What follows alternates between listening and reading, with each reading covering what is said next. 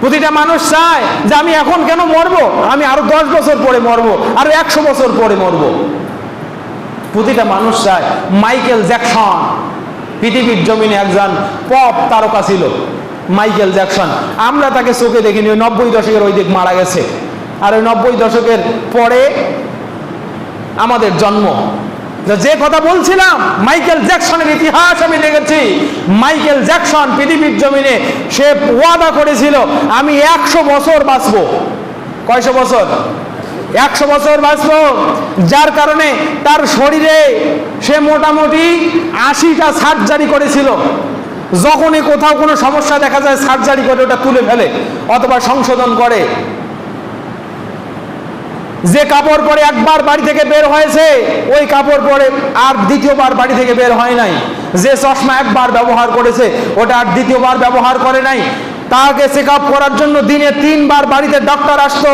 এই বাংলাদেশি ডক্টর নয় যারা স্বার্থের কারণে আল্লামা সাইদির মতো মানুষকে বিষ প্রয়োগে হত্যা করে, এই বেনিয়া ডক্টররা নয়, বরং আমেরিকা মহাদেশের মতো উন্নত মানের ডক্টররা তাকে দিনে 3 বার এসে চেক আপ করতো। সকালে একবার, দুপুরে একবার, রাতে ঘুমানোর পূর্বে একবার। দেখা গেল এই মাইকেল জ্যাকসন 100 বছর যে বাঁচতে চেয়েছিল, পৃথিবীতে 100 বছর বাঁচতে পারে নাই। কোটি কোটি বিলিয়ন ট্রিলিয়ন সম্পদের অধিকারী ছিল। সে এত পরিমাণ সম্পদ পপ সঙ্গীতের মাধ্যমে অর্জন করেছে। ওই সময়টা ছিল অনেক সর্বোচ্চ। বয়স হয়েছিল মাত্র 53 বছর। কয় বছর? 53 বছর। যে সমস্যার জন্য সার্জারি করেছে, সমস্যা উপড়ে ফেলার জন্য, ওই সার্জারির ক্ষত থেকেই তার শরীরে ক্যান্সার হয়েছে। ওই ক্যান্সারে 53 বছর বয়সে মৃত্যুবরণ করেছে। বাঁচতে পেরেছে। এটা দ্বারা বোঝাতে চাইলাম, আপনি যতই সতর্ক থাকেন না কেন, মৃত্যু থেকে যত পলায়ন করতে চান না কেন, মৃত্যু কিন্তু আপনাকে ধরবেই ধরবে এবং নির্দিষ্ট সময় মতোই ধরবে। তার কারণ আল্লাহ রাব্বুল আলামিন বলছেন ওয়ালিকুল্লি উম্মাতিন আজালুন, জেনে রাখো প্রতিটা জাত, প্রতিটা সত্তার জন্য একটা নির্দিষ্ট সময় আছে। ফাইজা জা আজালুহুম লা ইস্তাখিরুনা সাআতান ওয়া লা ইস্তাকদিমুন, যেই মুহূর্তে সময় আসবে তোমাকে আগেও নেওয়া হবে না, সুযোগও দেওয়া হবে না। সম্মানিত উপস্থিতি, সেজন্য বলছি, আল্লাহ তাআলা বলছেন তোমাদেরকে সম্পদের এই প্রতিযোগিতা হাত্তা যুরতুমুল মাকাবির, কবরে যাওয়া পর্যন্ত বিমোহিত করে রাখবে। তোমাদের এটা থামবে না। বনি আদম চায় লাউ কানা লিইবনি আদম ওয়াদিআম মিন যাহাবিন ইউহিব্বু আন ইয়াকুনা লাহু ওয়াদিআনে।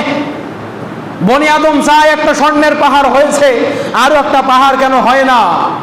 লা ইয়ামলাউ ফাহু ইল্লা তুরাব, তার এইটা ততক্ষণ পর্যন্ত থেমে যাবে না যতক্ষণ পর্যন্ত তার মুখে মাটি না পড়েছে।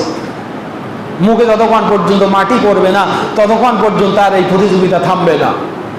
এই প্রতিযোগিতা করতেই থাকবে। জেনে রাখবেন, ভয়ঙ্কর একটি জায়গার নাম হলো কবর। শুধু কবরে গেলেই শেষ নয়, কবর হলো ব্যক্তির জন্য একটা ওয়েটিং রুমের মতো। সেই কবরে অপেক্ষা করবে কিয়ামতের জালজালা হওয়ার পরে, বিশাল হিসাবের পরে, একটা অনন্ত জিন্দেগির জন্য যারা মরে গেছে তারা কবরে অপেক্ষা করছে। কিন্তু সেই কবরে যাওয়ার পরেও একজন বেঈমান কখনো শান্তিতে থাকতে পারবে না। হযরত আসমা বিনতে আবি বকর রাদিয়াল্লাহু তাআলা আনহা তিনি বলছেন, আল্লাহর নবী একদিন খুতবার মিম্বরে যখন সমাসীন হলেন, ফাযাকারা আযাবাল কবর, আল্লাহর নবী খুতবার মঞ্চে সমাসীন হয়ে কবরের যে আযাব হবে, আযাবগুলো সম্পর্কে যখন খুতবা দিচ্ছিলেন, ফাজাজ্জাল মুসলিমুনা জাজ্জাতান, কবরের এই ভয়ঙ্কর কথা শোনার পরে মুসলমানগণ এত পরিমাণ ক্রন্দন করলো, এত পরিমাণ ঝিরকি দিয়ে কান্না শুরু করলো যে কান্নায় মসজিদের দেয়ালগুলো প্রকম্পিত হয়ে গেল, একেবারে কান্নার রোল পড়ে গেল। এই পর্যন্ত সহিহুল বুখারীর ভিতরে আসছে সুনানে নাসাইর ভিতরে হাদিসখানা লম্বা হয়ে পর্যন্ত আসছে। হযরতে আসমা বিনত আবু বকর রাদিয়াল্লাহু তাআলা আনহা বলেন, এই মুহূর্তে যখন কান্নার রোল পড়ে গেল, আমি পিছনে থাকার কারণে সামনে মানুষগুলো কান্নায় যখন ঢলে পড়লো, আল্লাহর নবী এই পর্যায়ে কি বললেন আমি জানতে পারলাম না। যেই মুহূর্তে তাদের কান্নাগুলো থেমে গেল, আমি একজন পাশের মানুষকে বললাম, আয় রাজুলুন বারাকাল্লাহু ফিক, ও ব্যক্তি আল্লাহ তোমাকে রহম করুন, আল্লাহ তোমাকে বরকত দিন। মা যা ক্বালা রাসূলুল্লাহ সাল্লাল্লাহু আলাইহি ওয়াসাল্লাম ফি আখির খুতবাতিহি, তুমি আমাকে বলো তো আল্লাহর নবী তার খুতবার শেষ পর্যায়ে কি বলেছেন।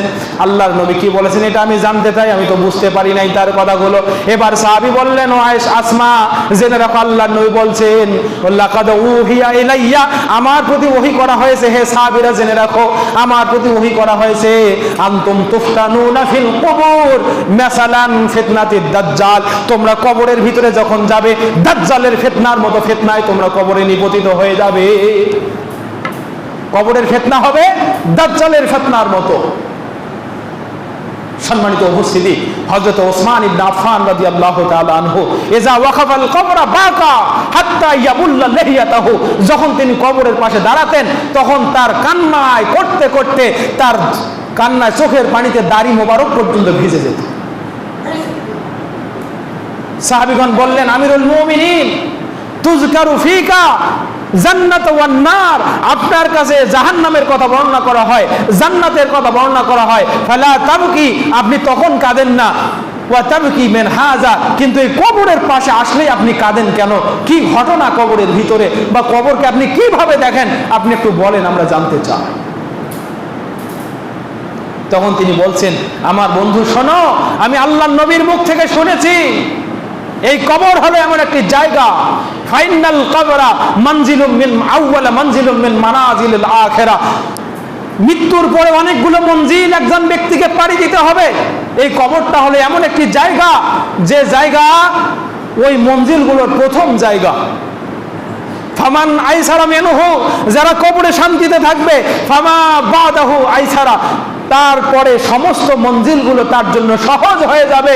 ওমান আশাদ্দা মিনহু ফামা বাদাহু আশাদ্দা, এরপরে কবরে যারা কঠিনে পড়ে যাবে, কোনো কঠিন অবস্থায় পড়ে যাবে, জেনে রাখবে তার জন্য বাকি মঞ্জিলগুলো সব কঠিন থেকে কঠিনতর হয়ে যাবে।